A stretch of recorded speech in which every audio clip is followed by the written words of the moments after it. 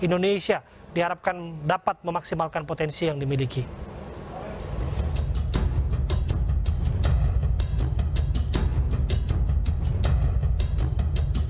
Pandemi yang melanda bumi mengakibatkan dampak serius, terutama dalam hal ekonomi.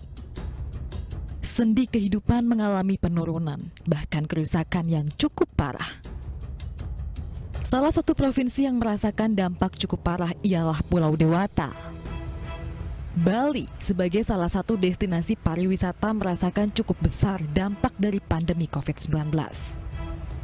Penurunan ekonomi tak bisa dihindari karena wisatawan Nusantara dan mancanegara tidak banyak yang datang berkunjung. Sebagai salah satu negara dengan perekonomian yang patut diperhitungkan, Indonesia harus mampu bertahan di tengah krisis ekonomi akibat COVID-19.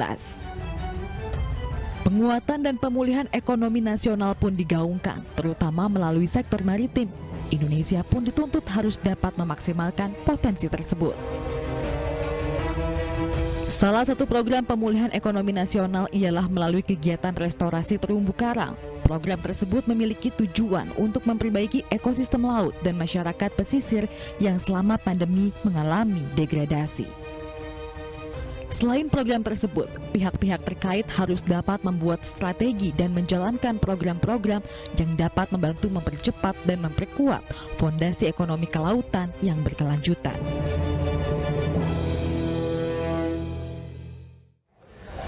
Pandemi memang belum usai, namun program pemulihan ekonomi sudah mulai dilakukan, terutama sektor maritim. Bagaimana strategi dan apa saja program yang menjadi skala prioritasnya? Sudah hadir bersama kami Asisten Deputi Pengelolaan Ruang Laut dan Pesisir Kemenko Marves, yaitu Pak Rasman Manafi. Assalamualaikum, selamat malam Pak Rasman. Pak Rasman, selamat malam. Selamat malam. Selamat malam. Ya, saya langsung ke pertanyaan ya Pak. Kita bicara ekonomi maritim. Kita tidak bisa lepas dari 3 subsektornya. Yang pertama pelayaran, yang kedua perikanan, yang ketiga wisata bahari. Kalau kita mau jujur Pak, sektor mana yang paling terpukul di tengah pandemi? Pariwisata bahari. Wisata bahari. Bagaimana hitung-hitungan kerugiannya Pak? Oke, baik. Terima kasih Mas. Pertama saya ingin menyampaikan bahwa pandemi ini selain memang masalah kesehatan, kita juga mengalami masalah di bidang perekonomian. Dan saya langsung dari sektor maritim kita, pariwisata bahari itu merupakan salah satu sektor yang terguncang cukup keras. Paling tidak ada 2 indikator besar yang kita lakukan selama ini untuk mengukur keberhasilan pengelolaan pariwisata kita. Pertama, jumlah wisatawan kita, baik mancanegara maupun lokal. Begitu juga di konteks perekonomian dan lapangan kerja. Nah, untuk wisatawan kita, saya kira tahun 2019 ke 2020 ini kita bisa turun sampai 75% dari wisatawan mancanegara kita. Kalau lokal sekitar 61% dari tahun sebelumnya. Sementara untuk kondisi perekonomian kita dari sisi keekonomian, devisa kita itu bisa sampai turun sampai sekitar 80% dari 16,9 miliar miliar dolar sampai turun mencapai 3,54 miliar dolar. Dan akibatnya perusahaan di sektor pariwisata ini mengalami penurunan pendapatan, ya kalau totalnya sekitar 92% perusahaan yang mengalami penurunan pendapatan itu. Kemudian dari sisi tenaga kerja, nah tenaga kerja kita juga mengalami ancaman. Paling tidak kalau yang langsung bekerja sektor pariwisata sekitar 13 juta pekerja kita, 32,5 juta juga yang terkait pariwisata. Dan laporan BPS kita tahun 2020 menyatakan sekitar 400.000 tenaga kerja kita di sektor pariwisata itu kehilangan pekerjaan. Nah, itu yang paling sangat terasa, selain sektor perikanan yang memang kita juga rasakan adanya penurunan nilai pasar dari hasil laut kita, kemudian permintaan yang menurun karena memang bahkan sampai retail-retail untuk perikanan kita banyak yang tutup. Sampai malah terganggunya jalur perdagangan kita. Saya kira itu yang memang benar-benar sangat dirasakan dampak kita di sektor maritim. Tapi bicara soal wisata yang dimaksud begitu terpukul, Pak, saya ingin tahu juga bagaimana nasib sektor non formalnya, Pak. Ya, terima kasih Mas. Sektor non formal kita ini kan sebenarnya sektor-sektor yang sangat terkait dengan sektor pariwisata. Jadi kalau sektor utamanya saja sudah sampai seperti itu, saya kira multiplier efek terhadap sektor informal itu sangat terkait, dan saya kira mungkin barangkali kalaupun misalnya 13 juta pekerja di sektor pariwisata itu real, itu terkena dampak, paling tidak 50-70% dari 32 juta pekerja yang tidak terkait secara langsung itu mengalami dampak. Oke, kita akan lanjutkan diskusi kita ini, Pak Rasman. Sesaat lagi kita harus break karena menarik. Kita sudah lihat nih portfolio masalahnya seperti apa. Tentu akan ada langkah ke depan untuk mengentaskan persoalan ini. Kami akan hadirkan perbincangan serupa sesaat lagi. Tetaplah bersama kami.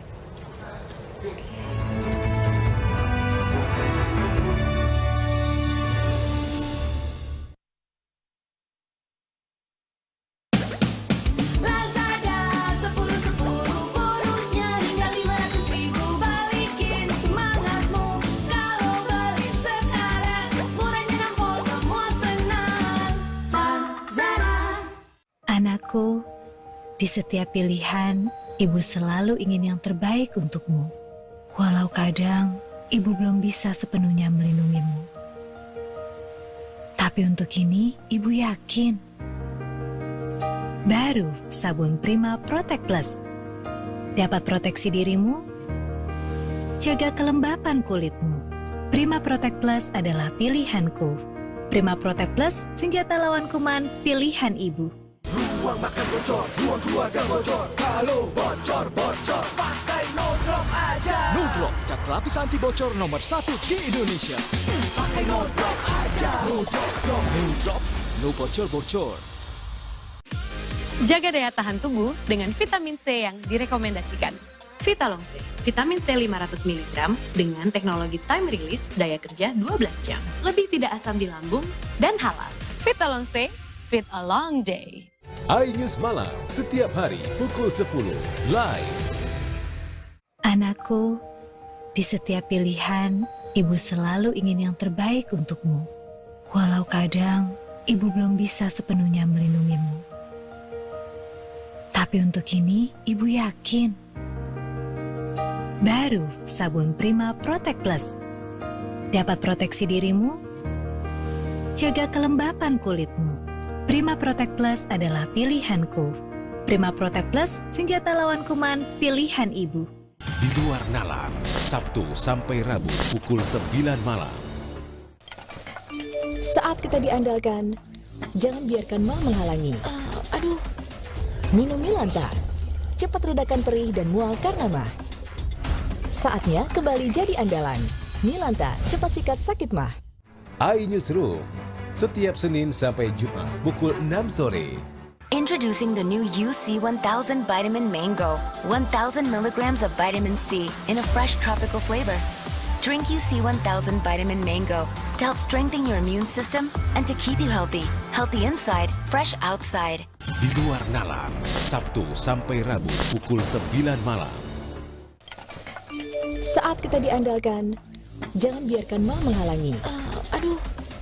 Minum Milanta, cepat redakan perih dan mual karena mah. Saatnya kembali jadi andalan. Milanta, cepat sikat sakit mah. iNews Malam, setiap hari pukul 10, live.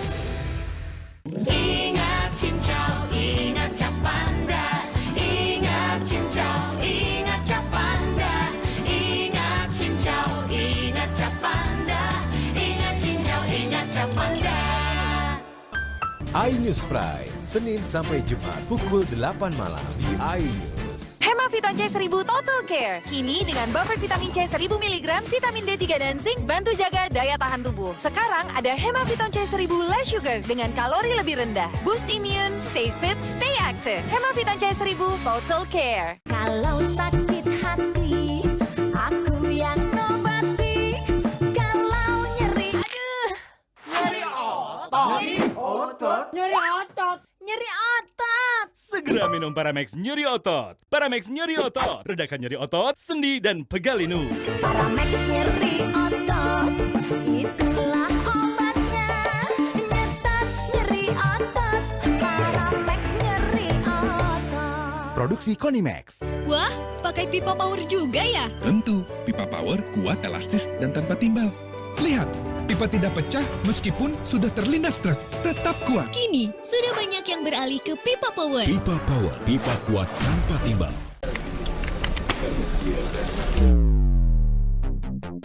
Proris Kaplet mengandung ibuprofen yang efektif meredakan sakit kepala. Sakit kepala, Proris please. Relaksa, permen wangi, penjaga bulu. Mulut wangi bikin semua terpikat. Permen wangi yang relaksa. Mulai langkah sehat bisa dari yang kecil, jalan keliling sofa, atau keliling komplek. Holistic Care Exercise 1000 varian baru. Vitamin C yang lebih tidak perih di lambung dengan bioavailability 24 jam. Yakinkan langkah sehatmu. Oreo baru. Coba tebak. Jeruk. Kalau ini? Fizz. Baru Oreo Fizzy. Hemaviton C1000 Total Care. Kini dengan buffer vitamin C 1000 mg, vitamin D3 dan zinc bantu jaga daya tahan tubuh. Sekarang ada Hemaviton C1000 Less Sugar dengan kalori lebih rendah. Boost immune, stay fit, stay active. Hemaviton C1000 Total Care.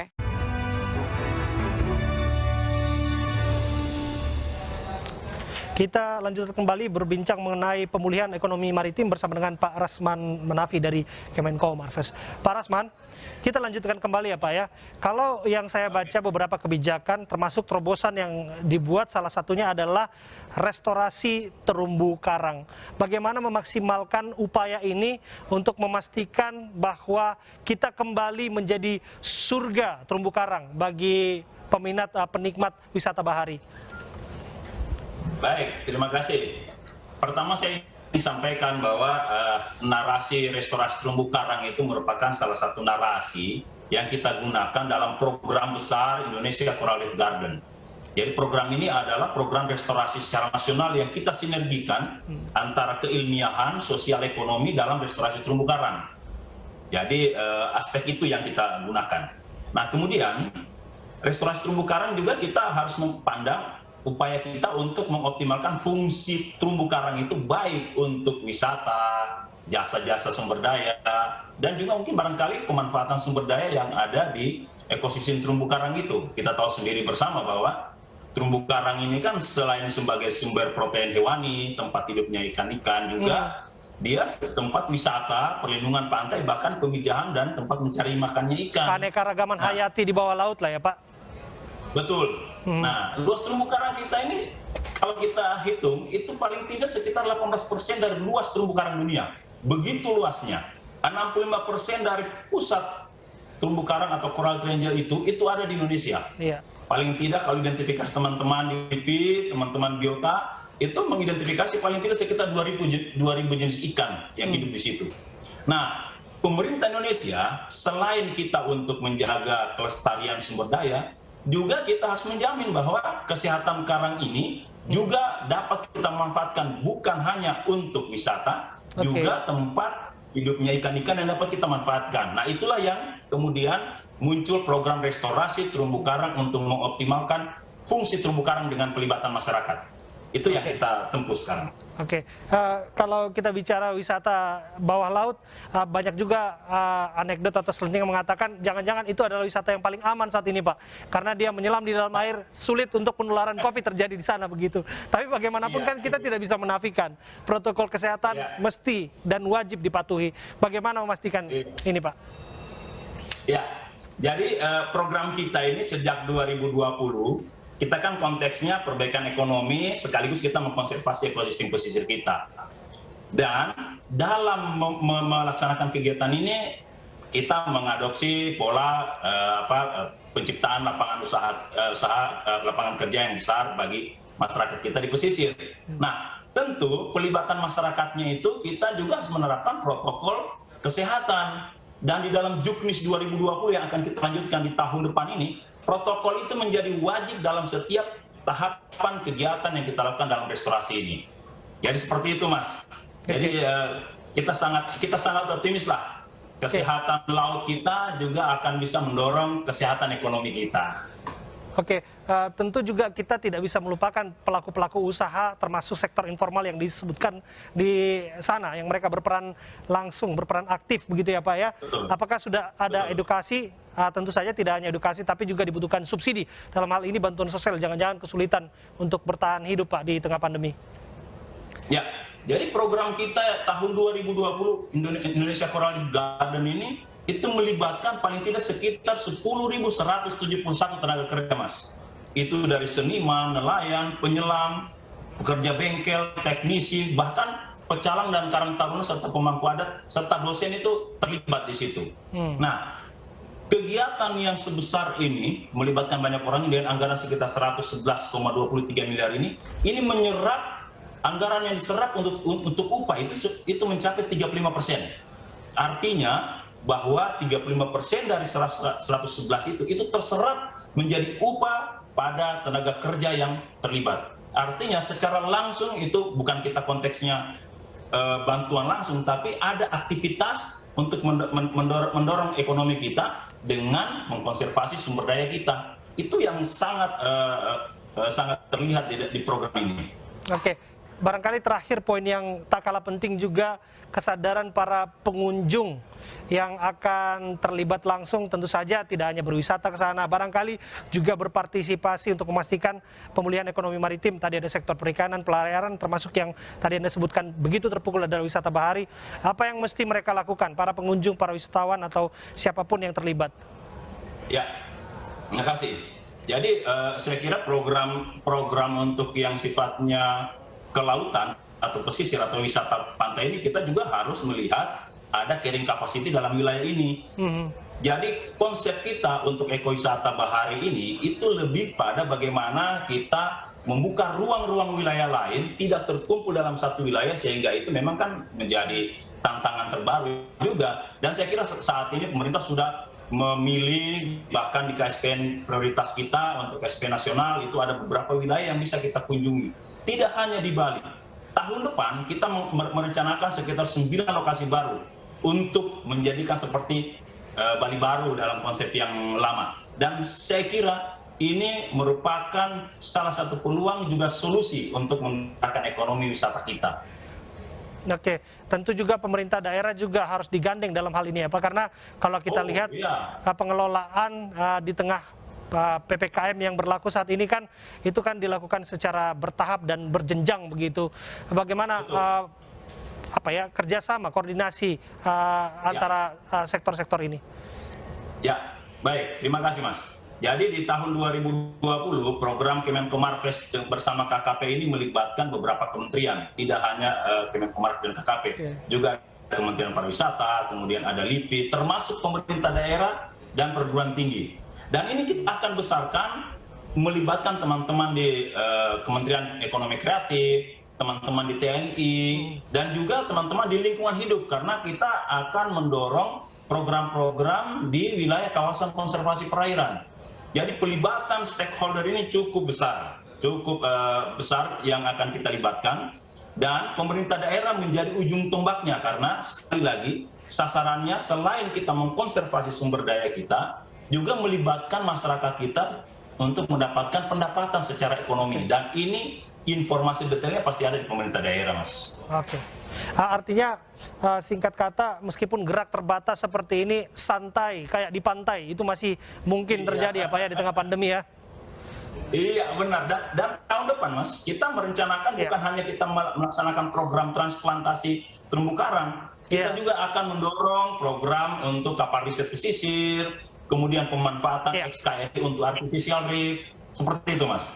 Baik. Pak Rasman, sayang sekali waktu kita terbatas, tapi banyak hal yang kita pelajari dari sini, utamanya bahwa siapapun, bukan hanya pengelola, bukan hanya pemerintah dalam hal ini, tapi juga para pengunjung dan wisatawan, termasuk masyarakat, kita juga terus harus kampanyekan protokol kesehatan. Jadi ayo pakai masker, ayo cepat vaksin. Itu barangkali kuncinya untuk menghadapi ini semua. Terima kasih Pak Rasman Manafi, Asisten Deputi Pengelolaan Ruang Laut dan Pesisir Kemenko Marves.